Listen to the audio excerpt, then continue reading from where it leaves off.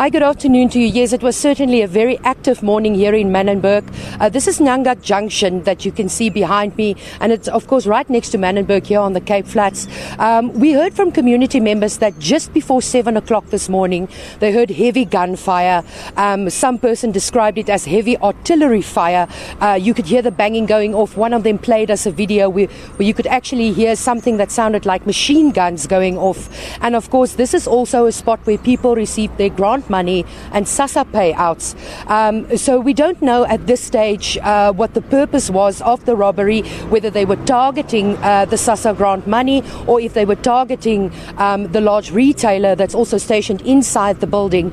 But we could see special forces personnel moving in and out of the building. At one point we saw a brown Yala moving in, and at one stage about 5 members of the special ops forces moving in with a shield in front of them, and we also saw a man with a bag that looked like a long rifle, but they emerged later. Around 2 minutes later they came back out, and around half an hour after that we saw 4 people that looked like they were personnel working inside the building that came out, and of course the crowds that were gathered cheered, and at this stage we simply don't know what's happening. We haven't heard or seen any movement or heard any gunfire or anything like that going off or happening. So at this stage we're just waiting to see what is happening.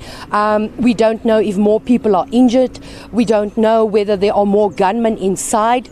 Some community members told us it was 8 people wielding huge guns that came storming into the building this morning. But of course very, very quick response from the police ensured that they did not get away. We don't know if they had access to money at any stage, but certainly none of them could escape. There are rumors that 2 of them got away, but we haven't been able to speak to anyone in an authoritarian position. Understandably, they're very busy, and at this stage there isn't much information they can give us.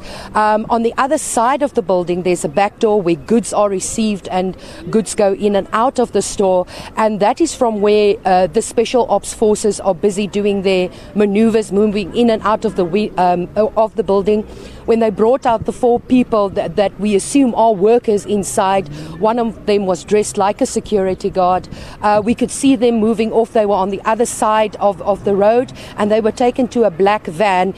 We can only assume that they were being debriefed there. Of course, that would be a very, very traumatic experience for anyone that's involved in that. But right now we're waiting to see what the police are doing. They've cordoned off the entire area.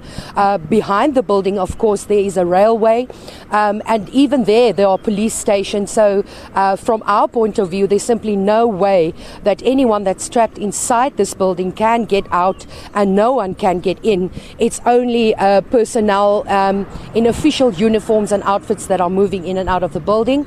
And luckily, those 4 people that we saw coming out that looked like they were employees working inside the building. Right, thank you for that eyewitness account of who's going in and out. It sounds like we do need to wait for police to make an official statement about exactly what went down. But thank you for that comprehensive report, Mariska Botha from the Cape Flats. Finally, the streets of East London